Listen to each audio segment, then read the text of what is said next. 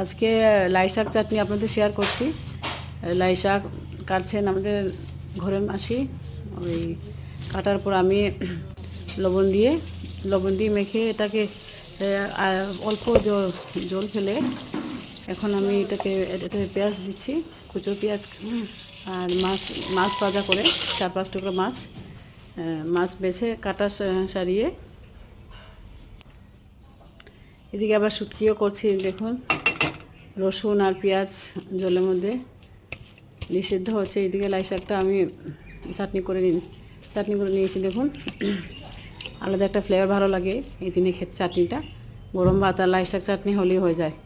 অনেকে আবার যারা মাছ খান না ওরা ডিম সিদ্ধ দিয়ে খেতে পারেন মাছের বদলা। আপনারা নিশ্চয়ই খেয়েছেন, আর যারা খাননি খেয়ে দেখবেন।